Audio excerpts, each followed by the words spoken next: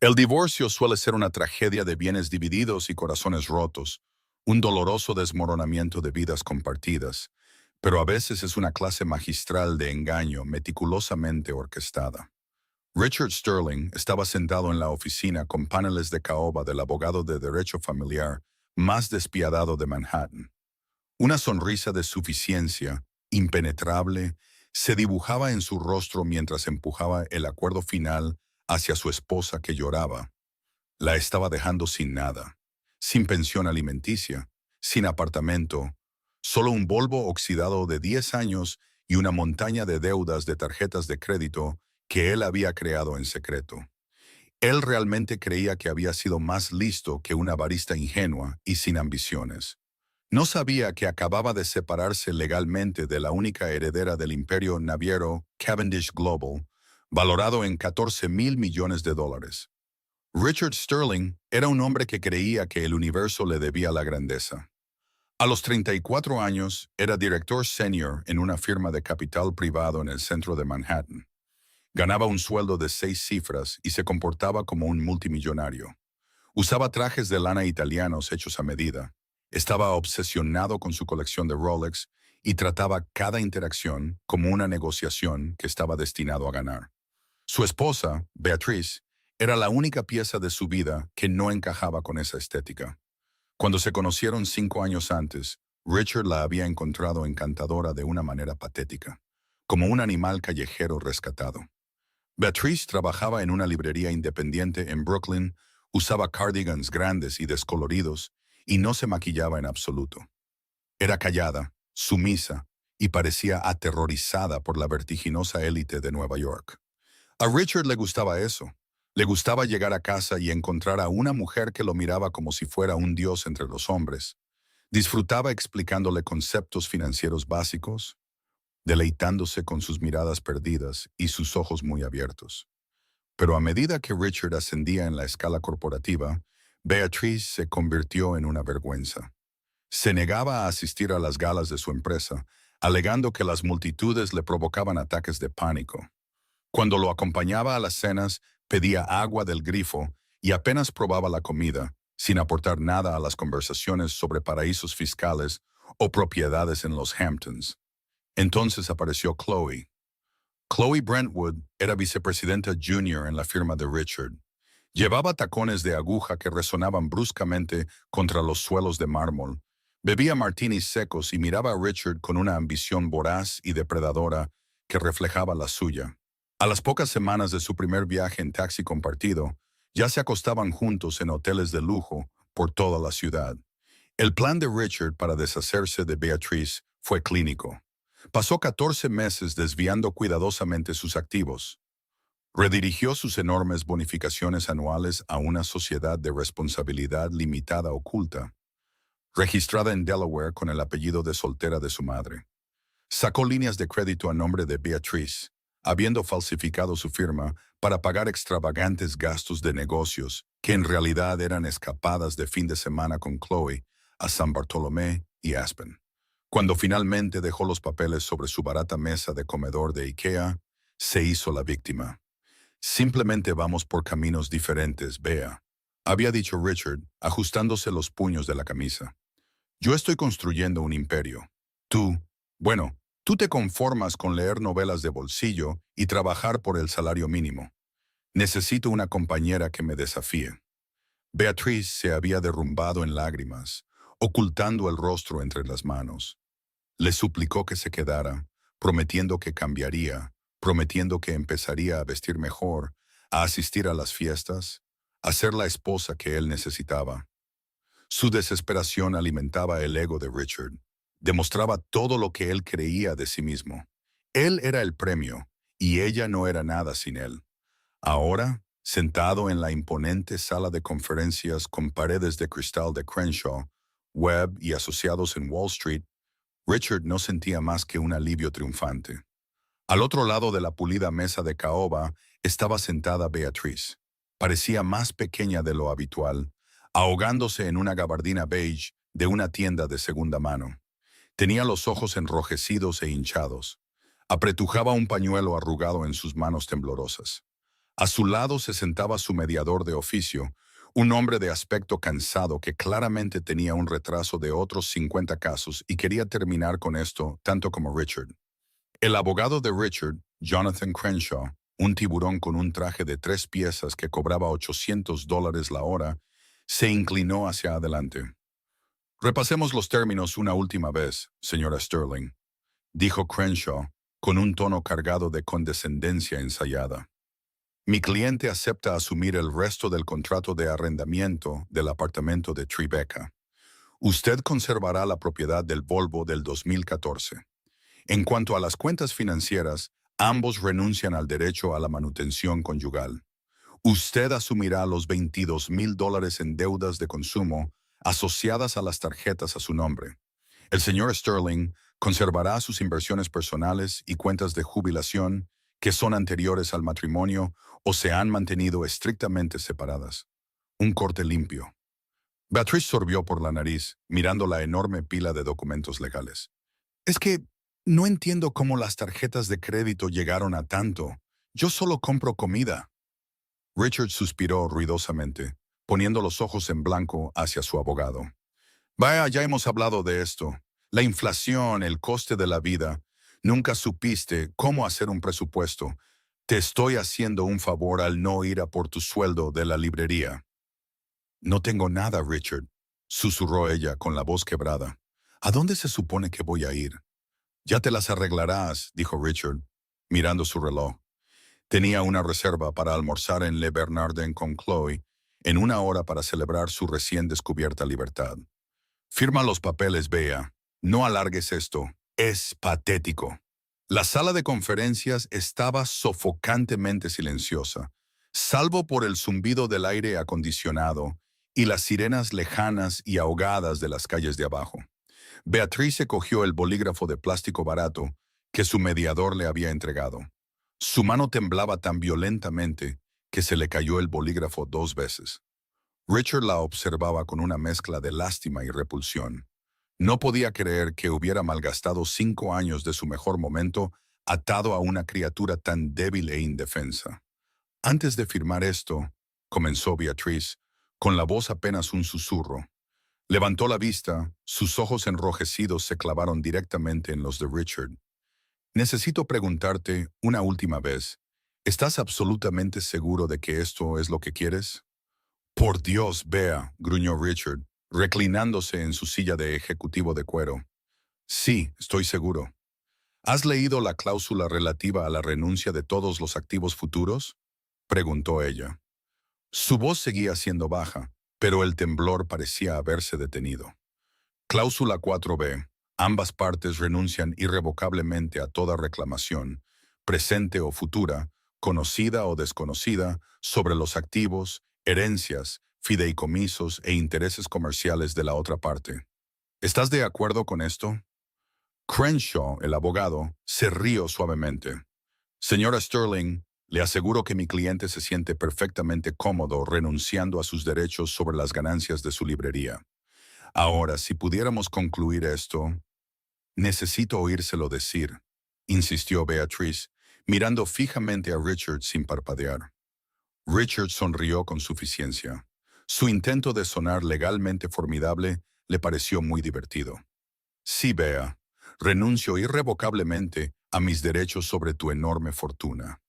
Ahora firma los malditos papeles. Beatriz bajó la mirada. Las lágrimas que se habían acumulado en sus ojos se despejaron de repente. Con movimientos rápidos y fluidos, pasó las páginas, firmando en cada línea requerida con una precisión practicada. Su caligrafía, que solía ser un garabato desordenado cuando dejaba listas de la compra en la nevera, era nítida, elegante y completamente irreconocible para Richard. Empujó la pila de papeles sobre la mesa hacia Richard. Él no dudó.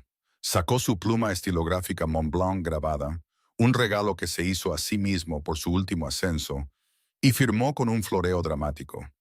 La notaria, una mujer callada sentada en la esquina de la mesa, se adelantó, selló los documentos y los firmó. «Felicidades», dijo Crenshaw con suavidad. «La disolución del matrimonio está oficialmente ejecutada. Los presentaremos inmediatamente en la Secretaría del Condado.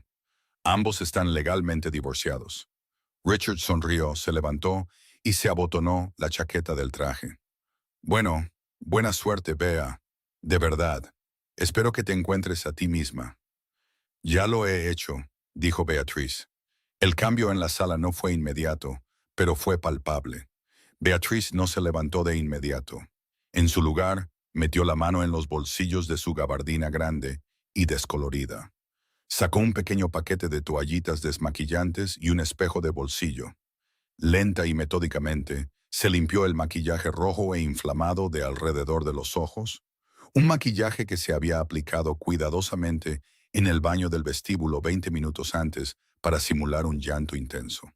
Se quitó la base pálida que la hacía parecer enfermiza. Se pasó una mano por el pelo desordenado, recogiéndolo en un moño severo y elegante en la base de su cuello. Cuando finalmente se levantó, parecía varios centímetros más alta. La postura encorvada había desaparecido. La energía tímida y nerviosa se había evaporado por completo. Se puso de pie con la postura erguida de una mujer que había sido entrenada desde su nacimiento para dominar una habitación. Richard frunció el ceño, deteniéndose en la puerta. ¿Qué estás haciendo?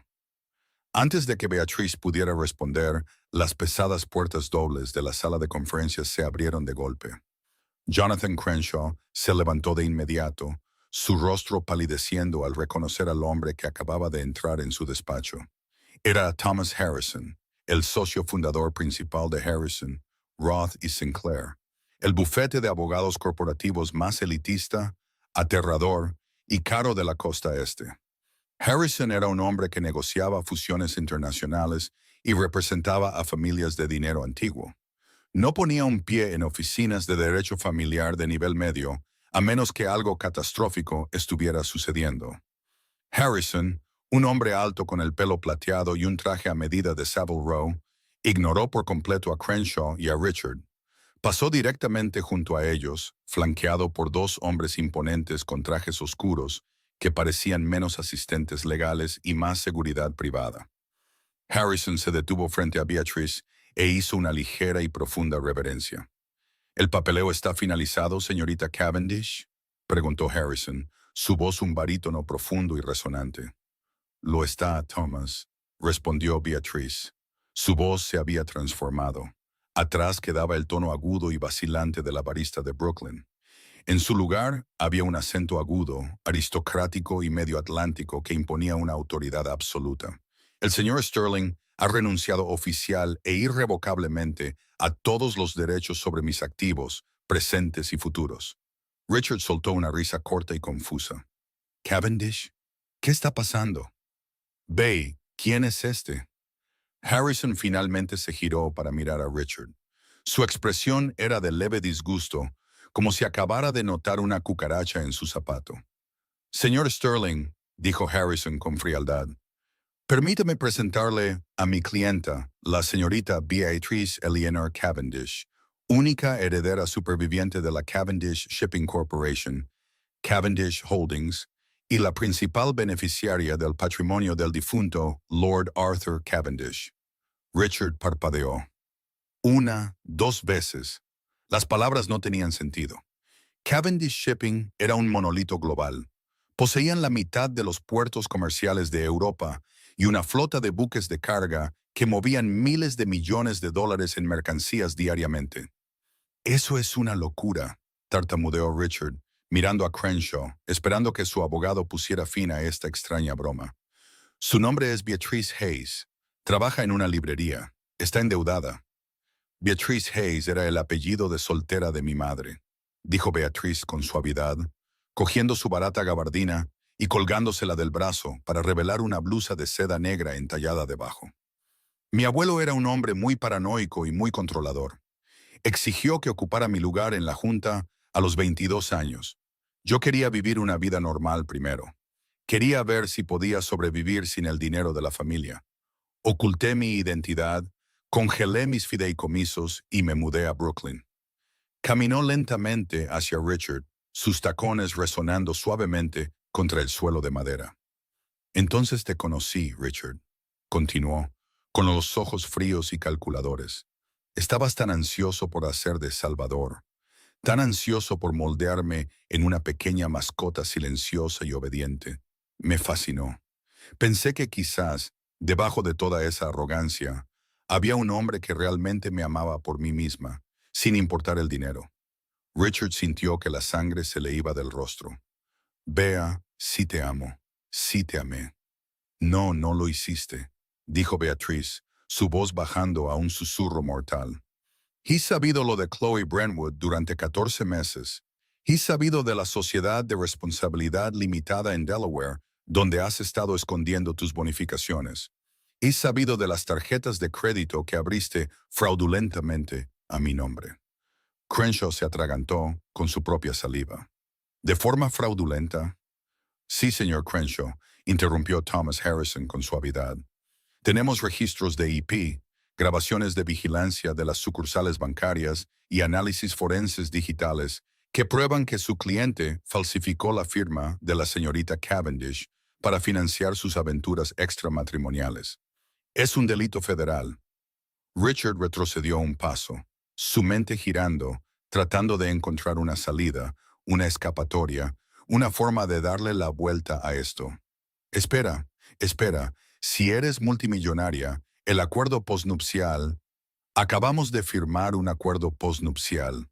La mitad de eso es propiedad conyugal. Estuvimos casados 5 años. Beatriz sonrió. Fue una sonrisa aterradora y depredadora que heló la sangre de Richard. ¿No leíste la cláusula 4B, Richard?, preguntó Beatriz en voz baja. Renunciaste irrevocablemente a todas las reclamaciones sobre mis activos, herencias y fideicomisos. Insististe en un corte limpio. Forzaste legalmente un divorcio de indigente a una multimillonaria, por tu propia voluntad.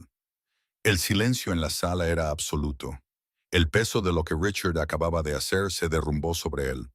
Había pasado un año conspirando para quedarse con unos miserables $400,000, y al hacerlo, había renunciado voluntaria y agresivamente a un derecho legal sobre $7,000 millones.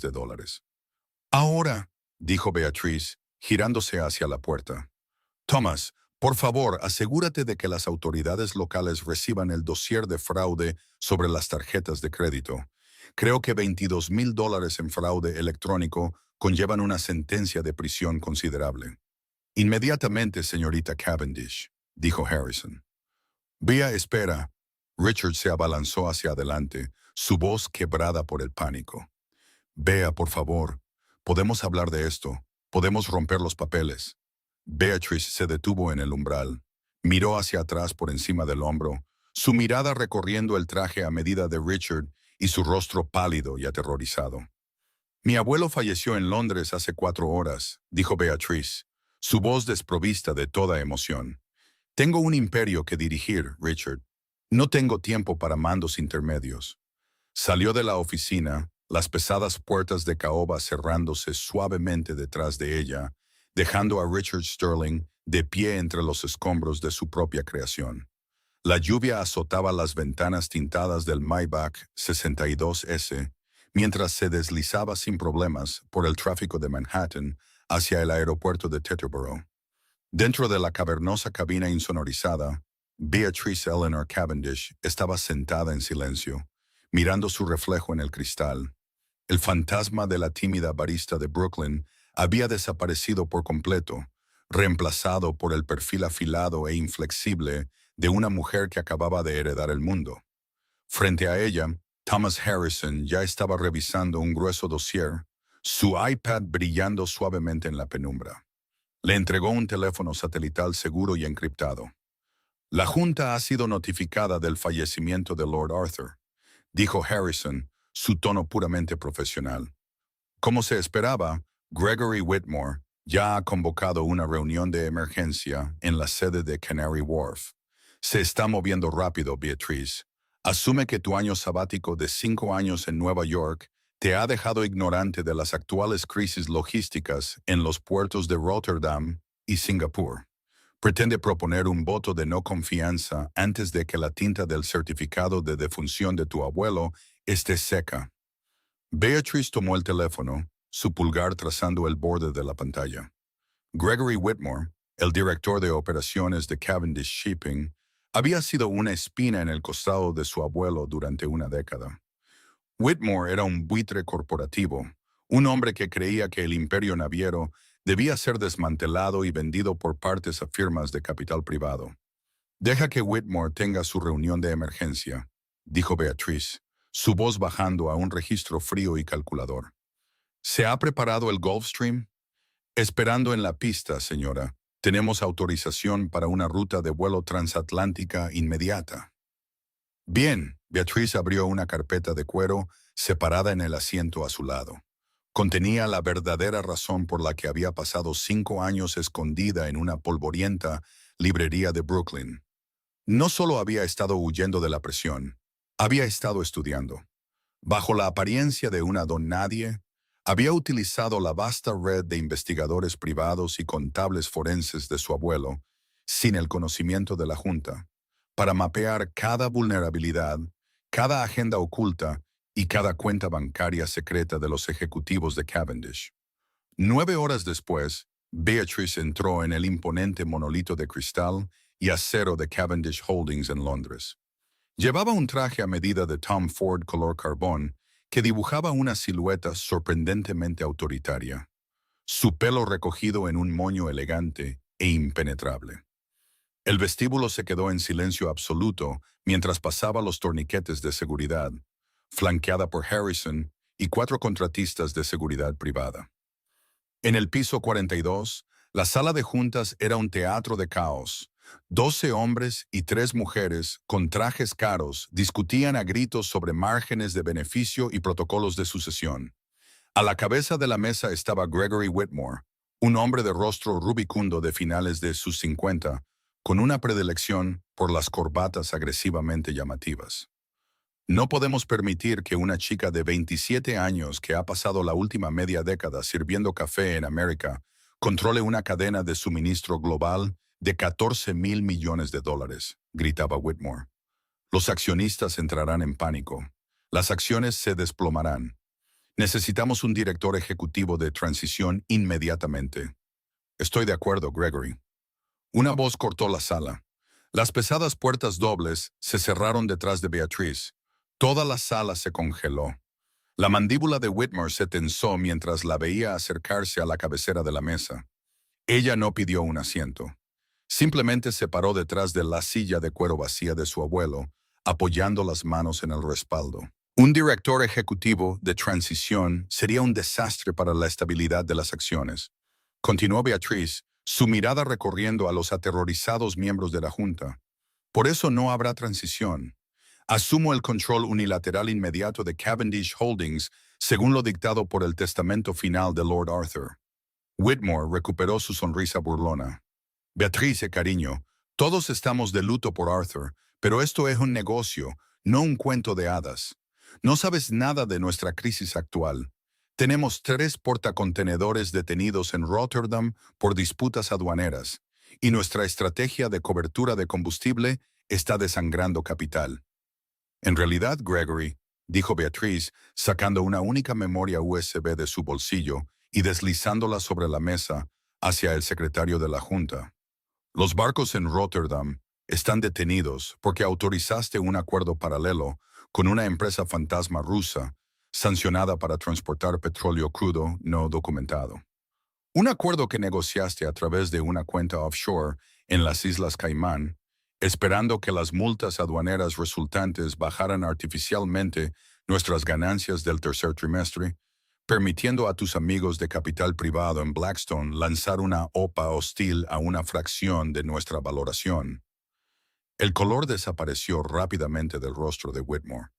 Eso es una invención absurda. Una calumnia. Está documentado hasta la última transferencia bancaria, replicó Beatriz, su voz un látigo helado. El dossier en la pantalla detrás de ti contiene los registros de IP de tu portátil personal, tus mensajes encriptados de WhatsApp y los manifiestos bancarios. ¿Has incumplido tu deber fiduciario? ¿Has cometido violaciones de comercio internacional y has intentado defraudar a esta empresa? La gigantesca pantalla digital al final de la sala cobró vida, mostrando una red condenatoria de transacciones financieras. Se oyeron jadeos alrededor de la mesa. Beatrice se inclinó hacia adelante, sus ojos fijos en Whitmore. Estás despedido, Gregory. La seguridad está esperando fuera para escoltarte fuera del edificio. Además, el asesor legal de Cavendish está presentando actualmente esta evidencia a Scotland Yard y a la oficina de fraudes Graves. Te sugiero que llames a un muy buen abogado. Whitmore abrió la boca para hablar, pero no le salieron las palabras. Miró alrededor de la mesa en busca de apoyo, pero los otros miembros de la junta de repente estaban intensamente interesados en sus blocs de notas. Derrotado, temblando con una mezcla de rabia y terror, se dio la vuelta y salió de la sala. Beatrice sacó lentamente la silla de su abuelo y se sentó. Se ajustó los puños, mirando a los 14 miembros restantes de la junta. Ahora, dijo, la soberana absoluta de su dominio. Hablemos de nuestra estrategia de cobertura de combustible. De vuelta en Nueva York, Richard Sterling disfrutaba de un almuerzo de celebración que rápidamente se estaba convirtiendo en cenizas en su boca. Le Bernardin bullía con las conversaciones susurradas de la élite de Manhattan. Pero Richard no oía nada de eso.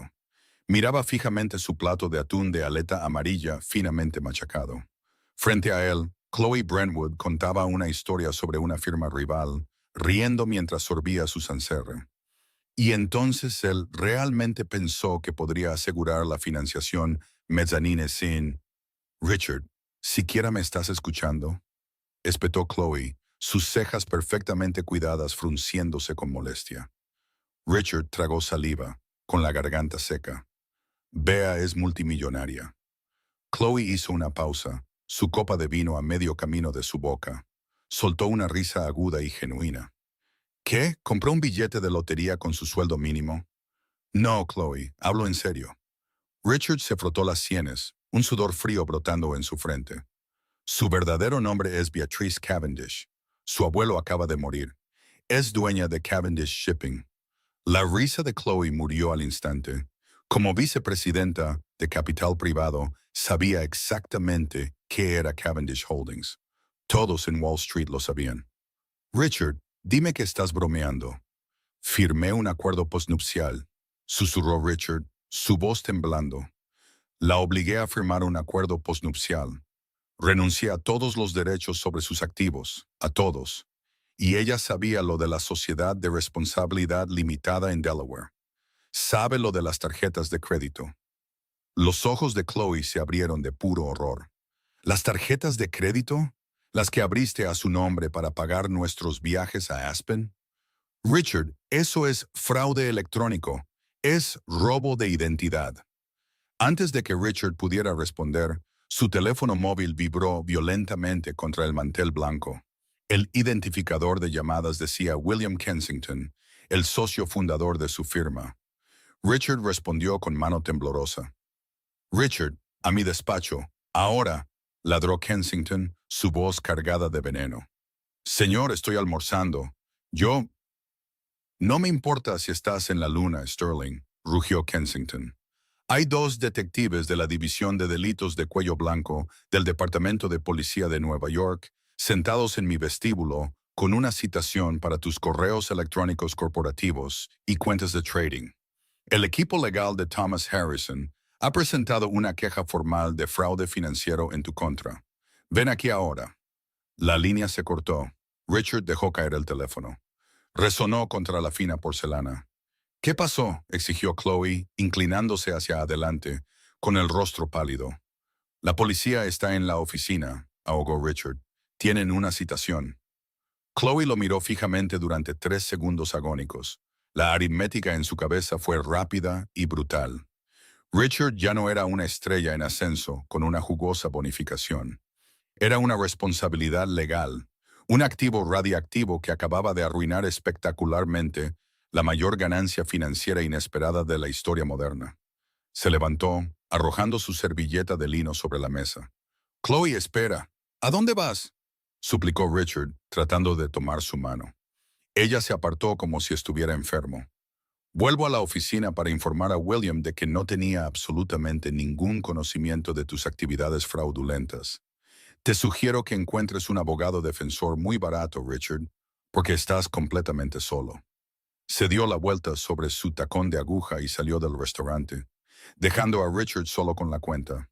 Para cuando Richard llegó de vuelta a Kensington y Asociados, la escena era una pesadilla corporativa. Dos detectives de paisano esperaban junto a los ascensores. Colegas a los que había pisoteado agresivamente para ascender lo observaban desde detrás de mamparas de cristal, susurrando y señalando. «¿Richard Sterling?», preguntó el detective más alto, dando un paso adelante. «Necesitamos que venga con nosotros a la comisaría. Tenemos una orden para incautar sus dispositivos electrónicos personales y hemos congelado las cuentas asociadas con una sociedad de responsabilidad limitada en Delaware, registrada con el apellido de soltera de su madre». «No pueden hacer esto», tartamudeó Richard, su pulida arrogancia completamente destrozada. «Es una disputa matrimonial. Es civil, no penal. Falsificar firmas para establecer líneas de crédito a través de las fronteras estatales es federal, señor Sterling», replicó secamente el segundo detective. «Dese la vuelta y ponga las manos en la espalda». Mientras el frío acero de las esposas se cerraba alrededor de sus muñecas, Richard se vio a sí mismo en el cristal reflectante de la sala de conferencias. Llevaba un traje de $5,000, un Rolex Submariner y zapatos de cuero italianos. Había pasado toda su vida creando la imagen perfecta de un ganador, un amo del universo. Pero, mientras lo escoltaban por el vestíbulo frente a sus compañeros de trabajo que sonreían con aire de suficiencia, la realidad de su situación se derrumbó sobre él con el peso de un barco hundiéndose. Había jugado un juego peligroso y arrogante para robar unos pocos centavos, completamente ciego al hecho de que la mujer tranquila y modesta que intentaba destruir tenía las llaves de todo el banco. Salía del edificio sin nada, sin esposa, sin trabajo, sin fondo secreto y enfrentando a años en una penitenciaría federal. Beatrice Cavendish no solo se había divorciado de él, había desmantelado quirúrgica e implacablemente toda su existencia. La isla de Rikers no es un lugar diseñado para hombres que visten lana italiana a medida y se quejan del número de hilos de las sábanas de hotel. Richard Sterling pasó 48 horas en una celda de detención, temblando en un banco de acero, rodeado por la realidad de su nueva vida. Cuando su madre finalmente logró pagar su fianza, tras sacar una brutal segunda hipoteca sobre su modesta casa en Connecticut, Richard salió a la dura luz del sol de Nueva York, un hombre cambiado. La pulida arrogancia había sido reemplazada por una desesperación salvaje y frenética. Sus activos estaban congelados. Su lujoso apartamento en Tribeca era inaccesible, las cerraduras ya cambiadas por la empresa de gestión de la propiedad a instancias del equipo legal de Thomas Harrison. Se vio obligado a mudarse a un motel sórdido e infestado de cucarachas en Queens. Pero Richard no estaba listo para ceder. En su mente, él seguía siendo la víctima. Se convenció de que Beatrice lo había atrapado maliciosamente. Logró conseguir una reunión con Garrison Cross, un litigante de Manhattan notoriamente agresivo que se especializaba en anular acuerdos prenupciales y postnupciales para celebridades en desgracia. Cross operaba desde una oficina de cristal y cromo, con vistas a Central Park, exudando la energía depredadora de un tiburón que olía sangre en el agua. «Fraude por omisión, Richard», dijo Cross, reclinándose en su silla de cuero, golpeando un bolígrafo de oro contra sus dientes. «Ese es nuestro billete de oro. Sí, firmaste una renuncia. Sí, tú la redactaste. Pero un contrato requiere buena fe. Tu esposa ocultó deliberadamente un imperio de $14,000 millones. Se presentó como una empleada de librería indigente. Eso es una tergiversación material del libro de texto. No solo luchamos contra los cargos penales de fraude electrónico. Contrademandamos en un tribunal civil para invalidar el acuerdo de divorcio. Vamos a por la mitad del patrimonio Cavendish». Richard sintió una oleada de adrenalina, la primera chispa de esperanza en días. «¿Podemos ganar?». No necesitamos ganar un juicio, sonrió Cross. Solo necesitamos hacer suficiente ruido. Cavendish Shipping depende de la estabilidad de las acciones. Una demanda desordenada y muy publicitada que involucre el matrimonio fraudulento de la única heredera asustará a los accionistas. Llegarán a un acuerdo en silencio solo para que nos vayamos. Quiero el 10% de lo que saquemos, más un anticipo de $100,000. Richard no tenía $100,000. Liquidó la cartera de jubilación de su madre para pagar el anticipo, justificando el robo prometiéndose a sí mismo que se lo devolvería 10 veces una vez que asegurara su acuerdo multimillonario.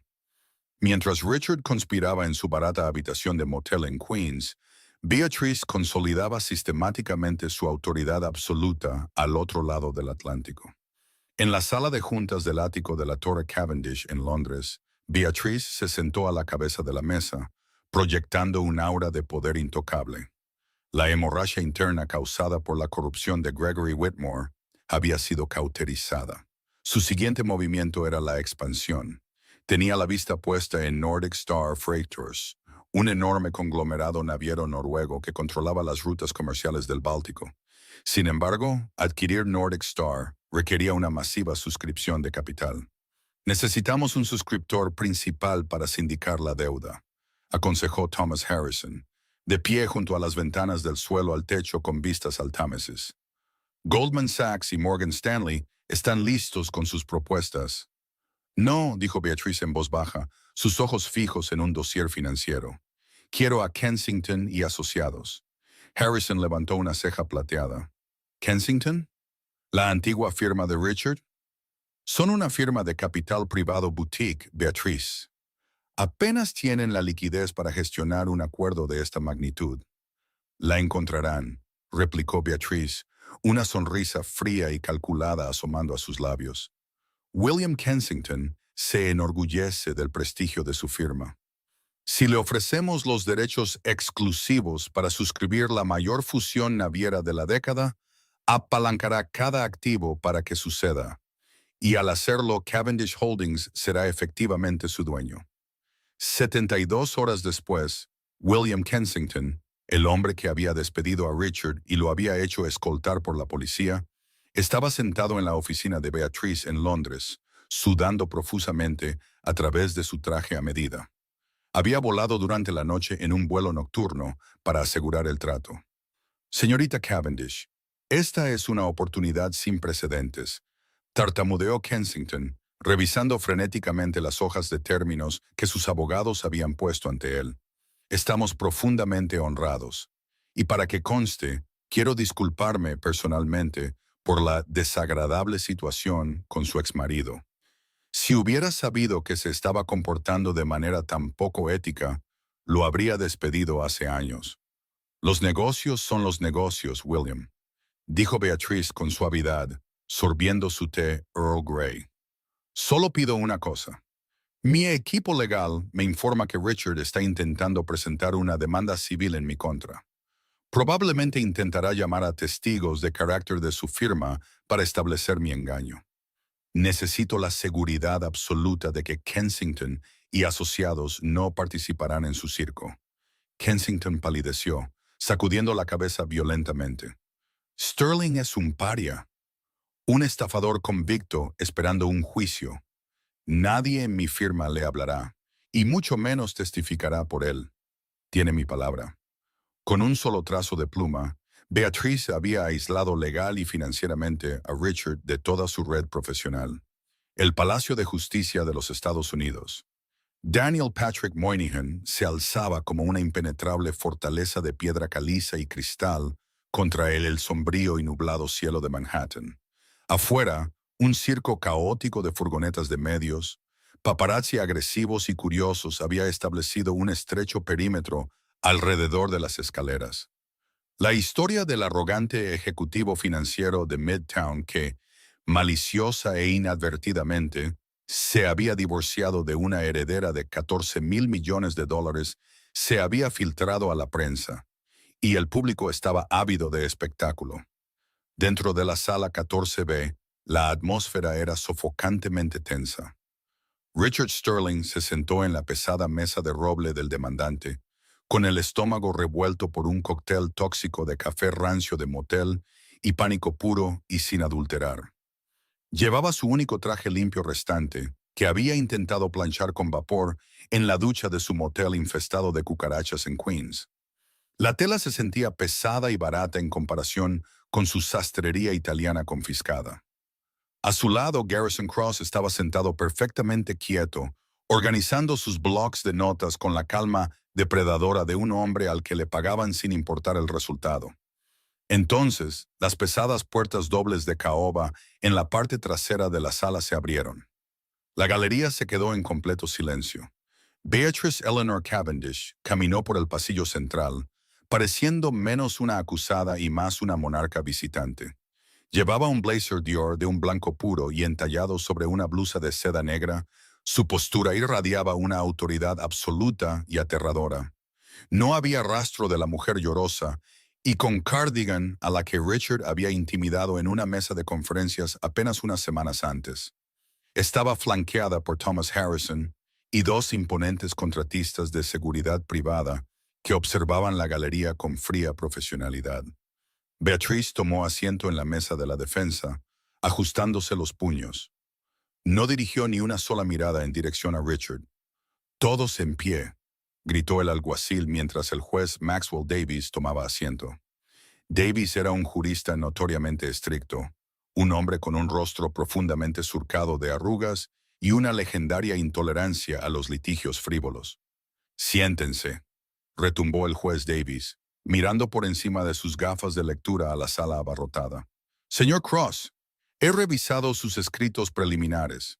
Está pidiendo a este tribunal que invalide un acuerdo posnupcial blindado, un acuerdo redactado por su propio cliente bajo la premisa de fraude por omisión. Es una estrategia increíblemente audaz. Abogado, considerando que su cliente está actualmente sentado en mi sala de audiencias en libertad bajo fianza por falsificar la firma de la misma acusada para cometer fraude electrónico». Garrison Cross se puso de pie, abotonándose la chaqueta, proyectando su voz para asegurarse de que los reporteros en la última fila captaran cada sílaba. «Su señoría, no estamos aquí para debatir los asuntos penales pendientes de mi cliente», comenzó Cross, su tono goteando una indignación justa fabricada. «Estamos aquí para abordar un asunto de profunda inequidad matrimonial. Un matrimonio es fundamentalmente una asociación construida sobre una base de total transparencia financiera. La señorita Cavendish se involucró en una campaña de engaño activo altamente calculada durante 5 años. Ocultó un imperio corporativo global de 14.000 millones de dólares. Cuando el señor Sterling redactó la renuncia de activos, estaba bajo la suposición razonable y legalmente protegida de que se estaba divorciando de una empleada de librería con salario mínimo. Si hubiera sabido la verdad, los términos financieros de la disolución habrían sido fundamental y drásticamente diferentes. Ella explotó su confianza para proteger su patrimonio. El juez Davies se reclinó, su expresión completamente impasible. «Permítame asegurarme de que estoy traduciendo correctamente sus acrobacias legales, señor Cross. Su cliente creía que su esposa era completamente indigente y, por lo tanto, estructuró a propósito un acuerdo para dejarla sin nada mientras él se iba con sus propios activos ocultos. Pero ahora que ha descubierto que ella es inmensamente más rica que él, de repente cree en la distribución equitativa y quiere la mitad de un imperio naviero. ¿Es esa la esencia de su argumento?». Una leve oleada de risas recorrió la galería. Richard sintió un sofoco de humillación subirle por el cuello. Cross forzó una sonrisa tensa y educada. «La ley requiere una transparencia absoluta en la disolución matrimonial, su señoría. Las motivaciones personales de mi cliente son irrelevantes. La acusada lo mantuvo intencionadamente en la ignorancia para defraudarle su derecho legal a la propiedad conyugal». «Anotado», dijo secamente el juez Davies, dirigiendo su atención a la mesa de la defensa. «Señor Harrison, ¿su respuesta a estas acusaciones de fraude por omisión?». Thomas Harrison se levantó lentamente. No miró al juez Davis ni miró a Garrison Cross. Miró directamente a Richard, sus ojos muertos e inexpresivos. Su señoría. El profundo barítono de Harrison resonó en la silenciosa sala. El argumento del demandante se basa enteramente en el concepto legal de buena fe. El señor Cross afirma que su cliente es una víctima de engaño que solo busca justicia. Sin embargo, la defensa ha acelerado la presentación de pruebas esta mañana. Pruebas que demuestran definitivamente que el repentino interés del señor Sterling en los activos de mi clienta no tiene absolutamente nada que ver con la equidad matrimonial y todo que ver con el espionaje corporativo y la extorsión criminal activa y en curso. Richard frunció el ceño, su corazón de repente martilleando contra sus costillas. A su lado, Cross se puso rígido, su pluma flotando sobre su bloc de notas. Objeción, su señoría. ¿Relevancia? La defensa está intentando difamar a mi cliente con acusaciones infundadas. Denegada, espetó el juez Davis. Usted abrió la puerta a su carácter y motivaciones, señor Cross.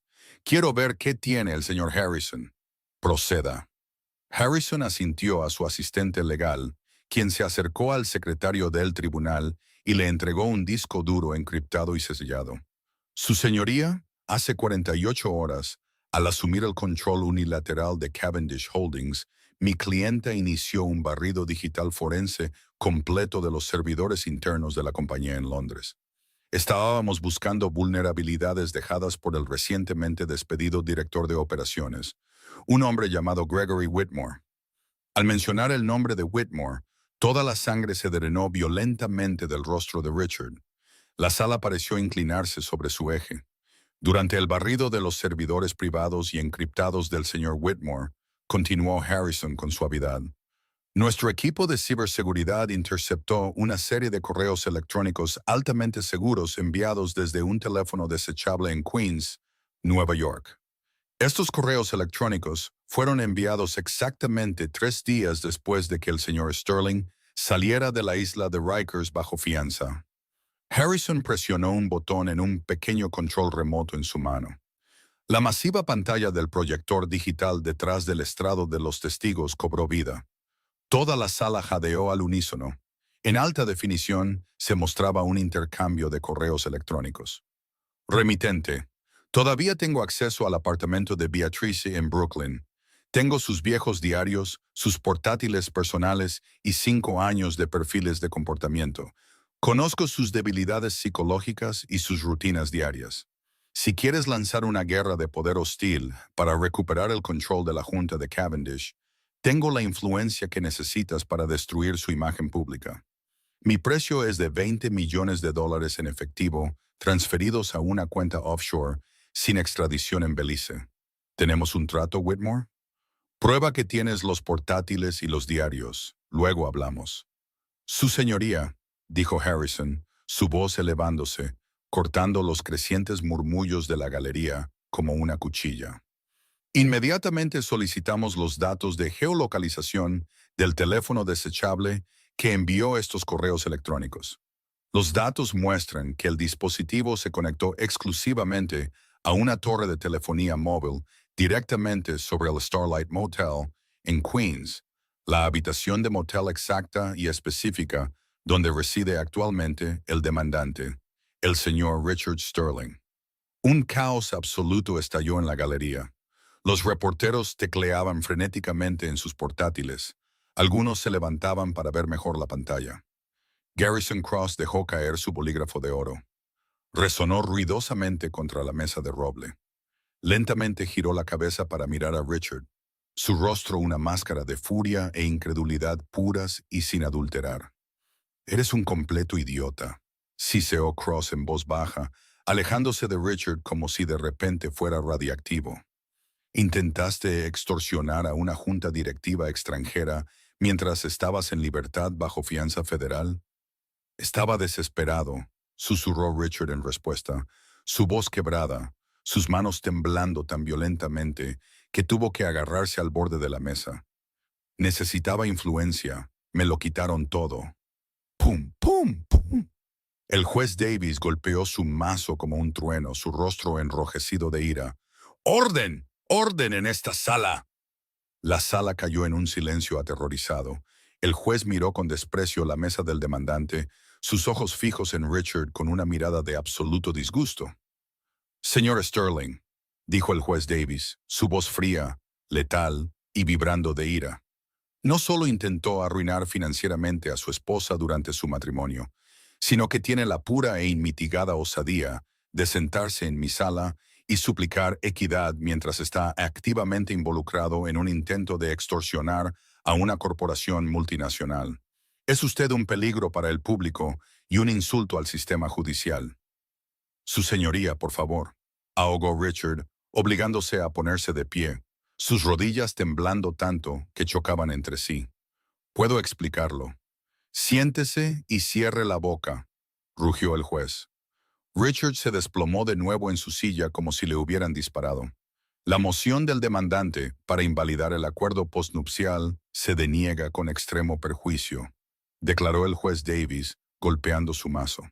Además, revoco inmediatamente la fianza del demandante por completo, citando un claro y presente riesgo de fuga, obstrucción a la justicia y continua y flagrante actividad criminal. Alguaciles, pongan al señor Sterling bajo custodia. Ahora, 3 alguaciles federales fuertemente armados se movieron rápidamente desde la parte trasera de la sala, sus pesadas botas resonando contra la alfombra. Richard no podía respirar. Las paredes se estaban cerrando. Miró hacia la mesa de la defensa, esperando desesperadamente encontrar un ápice de la mujer tímida y sumisa con la que se había casado, esperando que los detuviera. Beatrice ya estaba de pie. Se ajustó suavemente las solapas de su blazer de oro blanco, su expresión perfectamente compuesta. No le ofreció una mirada de piedad, ni se regodeó ni sonrió.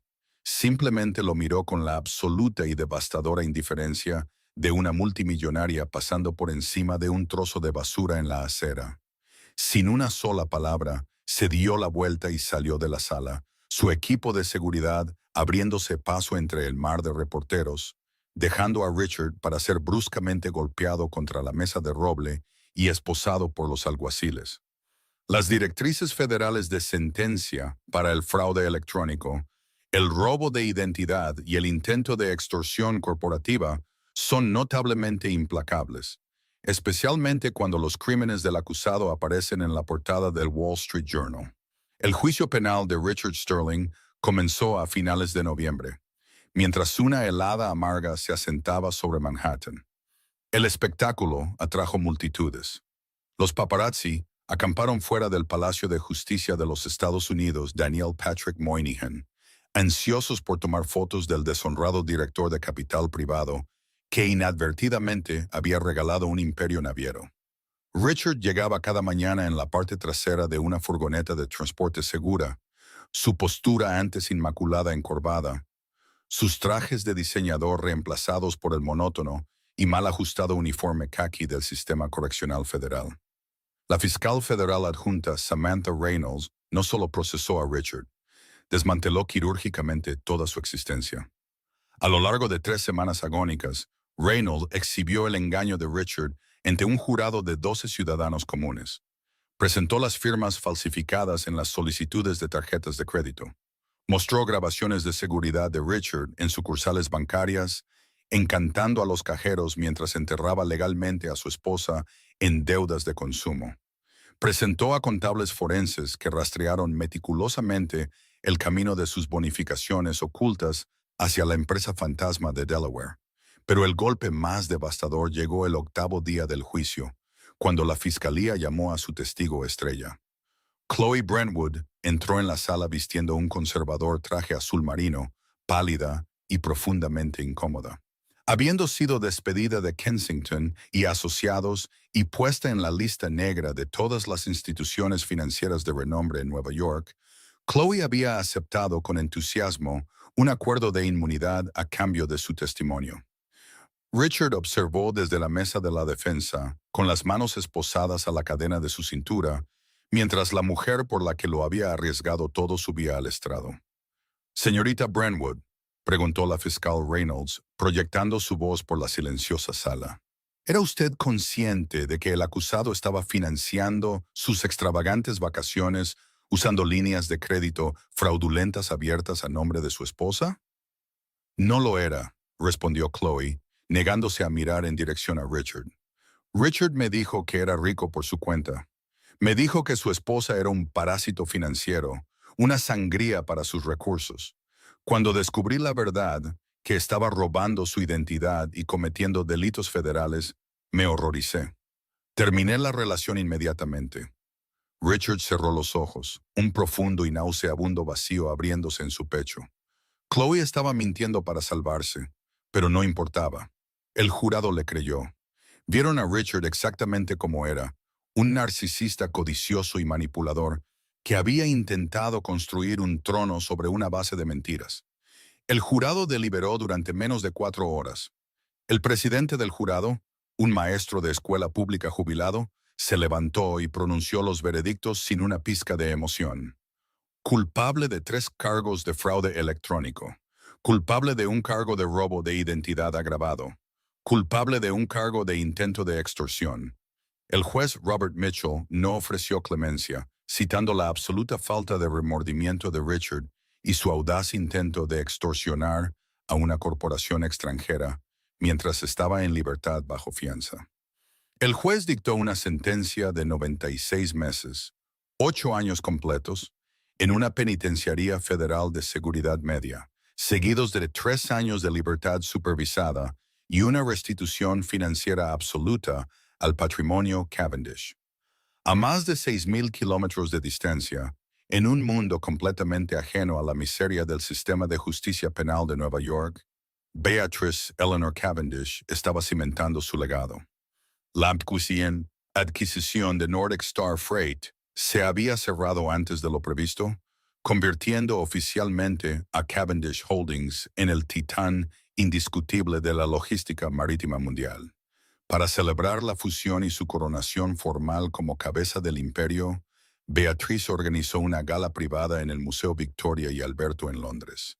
El gran salón estaba bañado en una cálida luz dorada, lleno de dignatarios extranjeros, varones de la industria y la élite mundial. Beatriz estaba de pie cerca del centro de la sala, vistiendo un impresionante vestido de seda esmeralda, hecho a medida que acaparaba la atención de todos los ojos en el edificio. Sostenía una copa de champán de época, conversando fluidamente en francés con el ministro de Comercio. Thomas Harrison, siempre el leal centinela, se acercó a su lado sosteniendo una bandeja de plata con una única tableta encriptada sobre ella. «Perdone la interrupción, señorita Cavendish», murmuró Harrison, su tono tan compuesto como siempre. «Acabamos de recibir noticias de nuestros agregados legales en Nueva York. La sentencia concluyó hace una hora. El señor Sterling recibió 8 años de custodia federal. Los cargos de extorsión se mantuvieron». Beatriz no sonrió, no se regodeó. Simplemente tomó un sorbo lento y medido de su champán, su expresión perfectamente serena. «Gracias, Thomas», respondió en voz baja. «Asegúrate de que nuestra fundación benéfica, la dedicada a proporcionar ayuda legal a las víctimas de abuso financiero en los matrimonios, reciba una donación pública de $22,000 mañana por la mañana. La cantidad exacta de deuda con la que intentó dejarme». Harrison ofreció una rara y ligera sonrisa. «Una cifra poética, señora. Me encargaré de ello inmediatamente». Mientras Harrison se alejaba para dar las directivas, Beatriz miró el mar de gente poderosa riendo y socializando bajo los techos abovedados del museo. Había pasado 5 años interpretando el papel de un pájaro frágil y roto, estudiando la crueldad de un hombre que pensaba que era su dueño. Había aprendido exactamente cuán despiadado podía ser el mundo. Y ahora, ella era la dueña del mundo. 2 años después, las luces fluorescentes de la cafetería de la Institución Correccional Federal de Allenwood parpadeaban con un zumbido bajo e irritante. Richard Sterling estaba sentado en una mesa de acero inoxidable con su mono naranja descolorido. Su cabello se había adelgazado drásticamente y los ángulos agudos y arrogantes de su rostro se habían suavizado en una máscara de derrota permanente y exhausta. Estaba comiendo un plato de macarrones tibios y muy procesados.